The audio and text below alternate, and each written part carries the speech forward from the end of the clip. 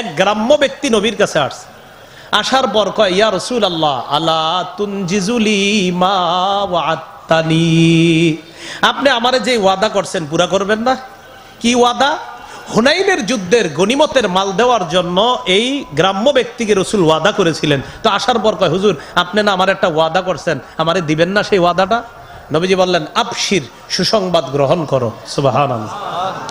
গ্রাম্য ব্যক্তি কয়, কদ আকসারতা আলাইয়া মিন আবশির, আপনি খালি বারবার আমারে কোন সুসংবাদ গ্রহণ করো, সুসংবাদ। সুসংবাদটা কি? এটাই তো কর না।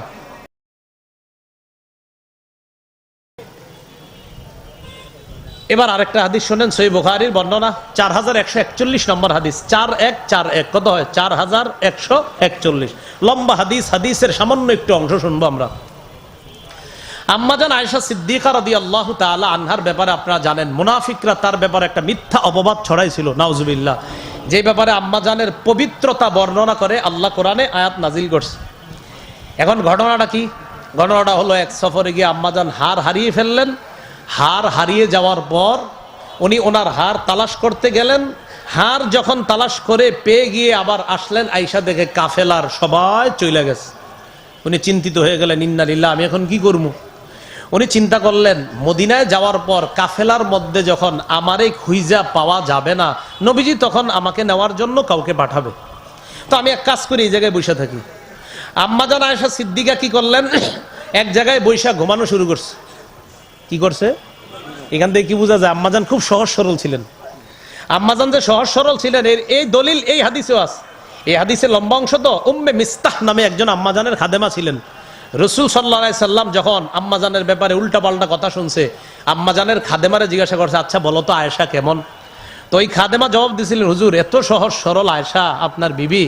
কয় উনি যখন রুটি খোলার মধ্যে, রুটি চিনেননি, খোলায় রুটি দেয়, এই রুটি দেওয়ার পর ছাগল আইসা ওনার রুটি খেয়ে ফেলে, এর মাঝে উনি ঘুমায়া যায়। উনি যখন রুটি দেয়, ইতিমধ্যে বকরি ছাগল আইসা ওনার রুটি খায়, উনি এই রুটি দিয়া ঘুমায় গেছে। উনি এতটা সহজ সরল ছিলেন। তার খাদেমা বলতেছে নবীজিরে, হুজুর এত সহজ সরল একটা মানুষ উনি, আপনি কি বলেন এগুলা? তো এই আম্মাজান কি করছে দেখেন, হার হারায় ফেলছে, কেউ নাই। তো উনি কি করছেন, টেনশনে এক জায়গায় বসে রয়েছে, ওই মুহূর্তে ঘুমায় গেছে। আশেপাশে কেউ নাই। পিছনে একজন সাহাবী, যিনি সবার পরে রওনা করছেন, তার নাম সফওয়ান ইবনুল মুআত্তাল। কি নাম? সফওয়ান। এই সফওয়ান রাদিয়াল্লাহু তাআলা আনহু যখন সবার শেষে রওনা করলেন, তো উনি আস্তে আস্তে যখন মাঠ দিয়ে উনি রওনা করে যাবে, হঠাৎ দেখে দূর থেকে, বুখারীর বর্ণনা, রাআস সাওয়াদা ইনসানিন হাইয়িন, একজন জীবিত মানুষের ছায়া ছায়া মনে হচ্ছে দূর থেকে। উনি যখন দূর থেকে দেখলেন কেউ একজন মানুষ, উনি কাছে গেলেন।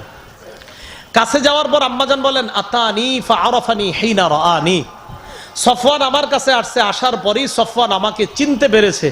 এখন আপনাদের মাথায় আসবে, হুজুর সফওয়ান নবীর বিবিরে কেমনে চিনল? উনি না পর্দা করে? আম্মাজান জানে আপনাদের মাথায় এগুলা উল্টাপাল্টা কথা আসতে পারে, তাই নিজেই জবাব দিয়ে গেছে, শোনো, ওয়াকানা কদ ইয়ারানি ক্বাবলাল হিজাব ওয়া ফি রিওয়ায়া ক্বাবলা আইয়ুদরাবা আলাইয়াল হিজাব, পর্দা ফরজ হওয়ার আগে সফওয়ান আমারে দেখছিল যে আমি আয়েশা, তাই আজকে আমারে দেখেই চিনতে পারছে আমি আয়েশা। এর মানে পর্দা ফরজ না হওয়ার পর আমারে দেখা চিনছে এমন না, আগে সফওয়ান আমারে দেখছিল, তাই আজকে দেখা চিনছে আমি নবীর বিবি আয়েশা। এতটুকু বুঝে আসছে সবার? আচ্ছা, এটা বুঝে থাকলে এরপরে বুঝেন। বৃষ্টি আসছে না? হ্যাঁ বৃষ্টি আসতেছে। আচ্ছা আচ্ছা। তো সফওয়ান রাদিয়াল্লাহু তাআলা আন যখন নাকি আম্মাজান আয়েশাকে দেখলেন, আম্মাজান বলেন, ফাস্তাই কস্তু, আমি তো ঘুমিয়েছিলাম, ফাস্তাই কস্তু বিইস্তিরজাইহি, সফওয়ান যখন পড়ছে ইন্না লিল্লাহি ওয়া ইন্না ইলাইহি রাজিউন, এই ইন্না লিল্লাহি ওয়া ইন্না ইলাইহি রাজিউন পড়ার পর আমি জাগ্রত হলাম। তাহলে আম্মাজানকে দেইখা সফওয়ান পড়ছে কি বলেন তো? ইন্না লিল্লাহি ওয়া ইন্না ইলাইহি রাজিউন, এটা শুনে আমি জাগ্রত হলাম।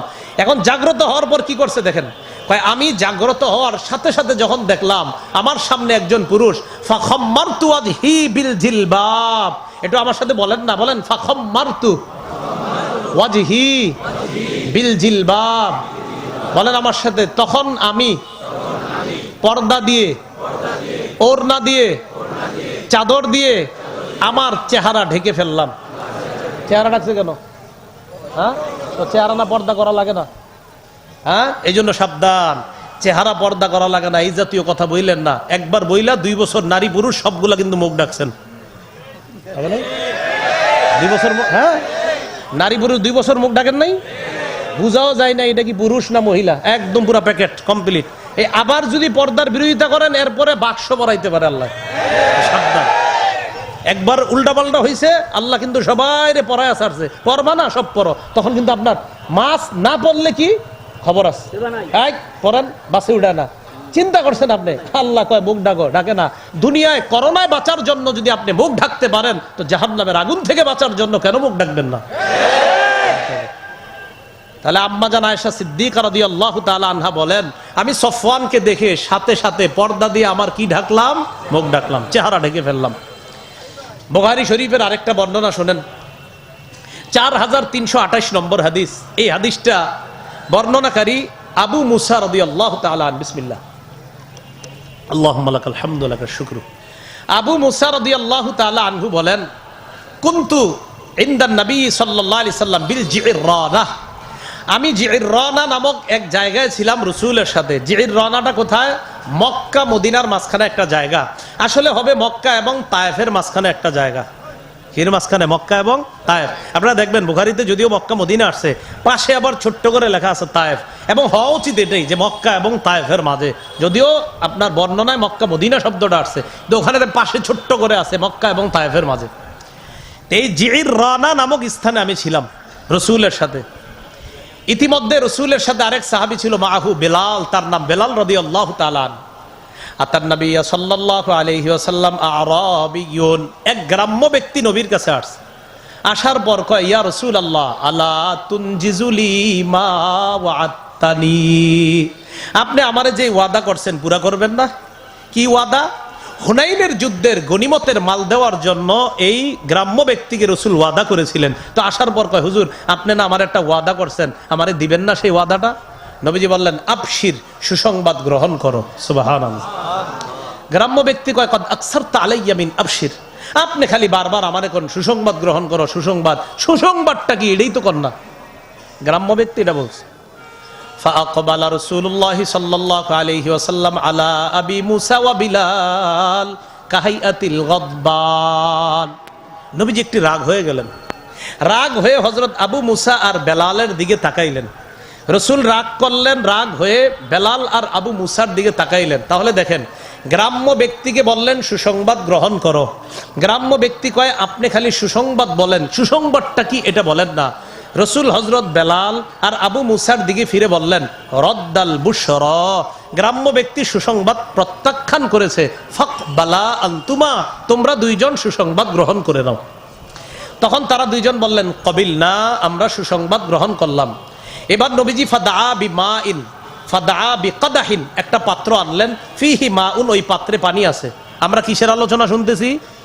মুখ ঢাকার। তো এই হাদিসে মুখ ঢাকার কথা কই? পুরাটা মন দিয়ে শুনেন। রাসূলুল্লাহ সাল্লাল্লাহু আলাইহি সাল্লাম একটা পাত্র আনলেন, পাত্রের মধ্যে পানি আছে। ফাগাসালা ইয়াদাইহি ওয়া ওয়াজহাহু, রাসূল তার দুই হাত মুবারক আর চেহারা মুবারক পানির দ্বারা ধৌত করলেন। ওয়া মাজ্জা ফিহি, এবং কুলি করলেন। কুলি করার পর অতিরিক্ত আরেকটু পানি আছে, এই পানিটা রসুল ওই দুই সাহাবীকে দিলেন। কাকে? আবু মুসা আর বেলালকে।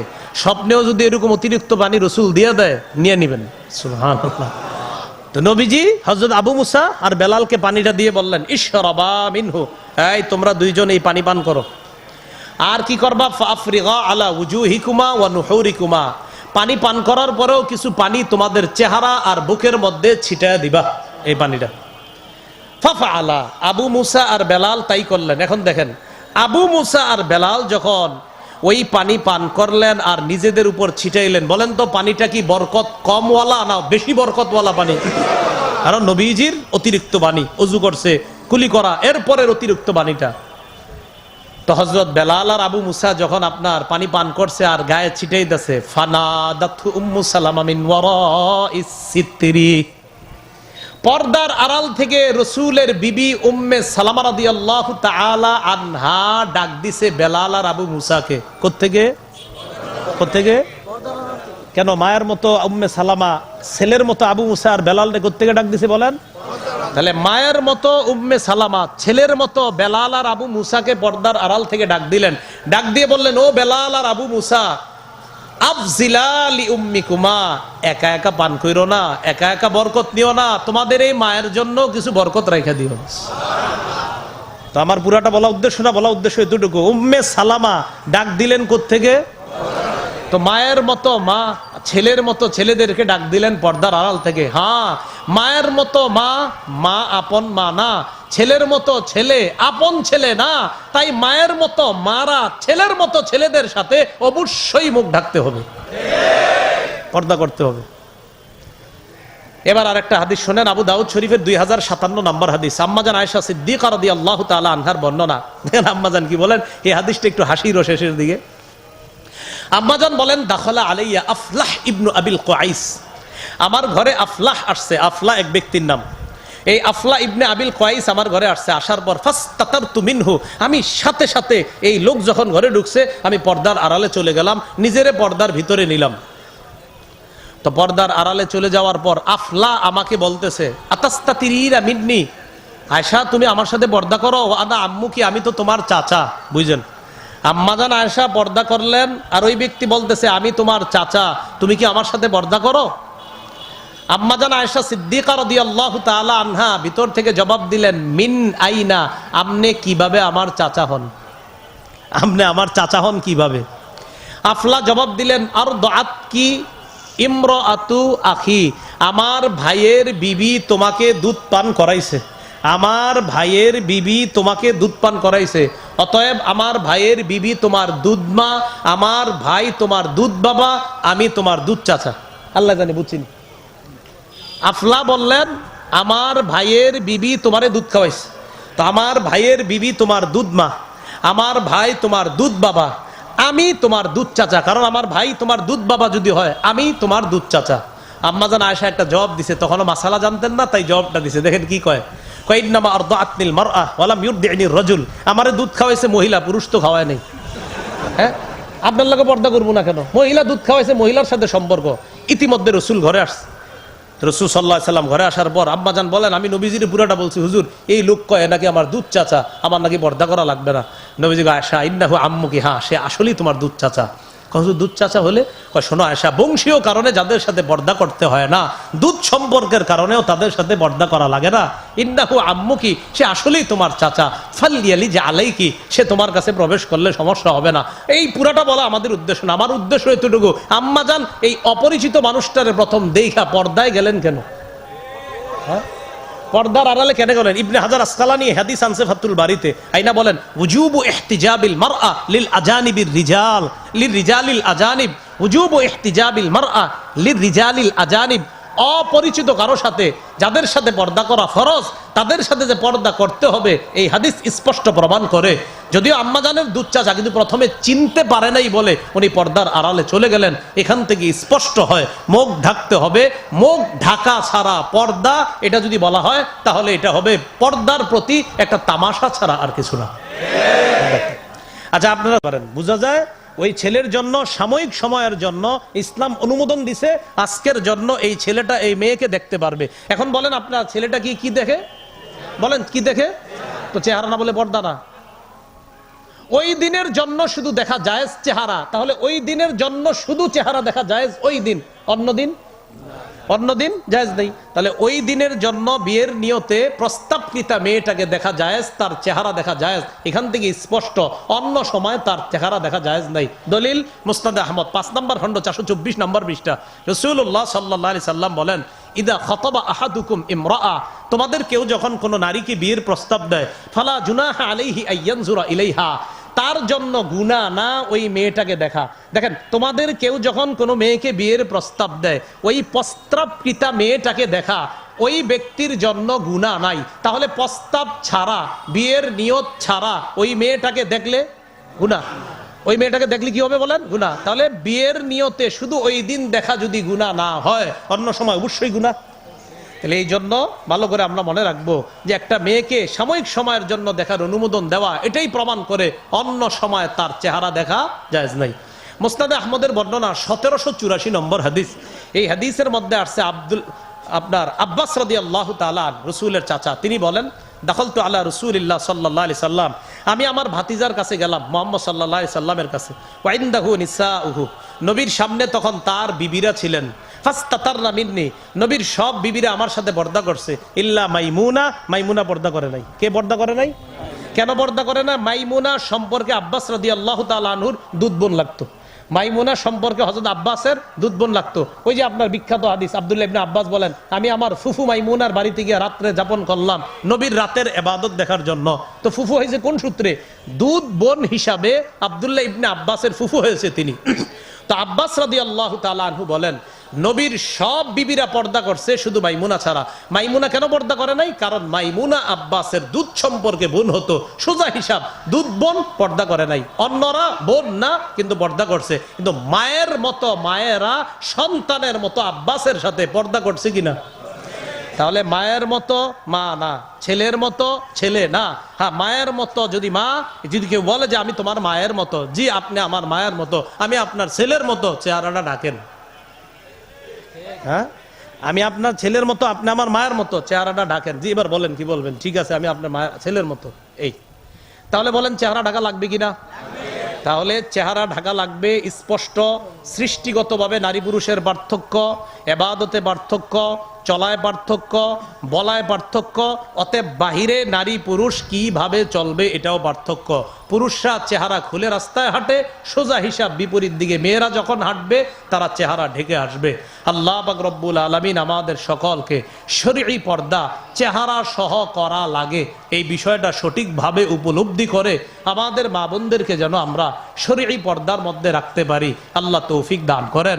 সর্বশেষ একটা কথা, মুসনাদে আহমদের বর্ণনা 22,808 নম্বর হাদিস, তাখরিজুল মুসনাদেও আসছে।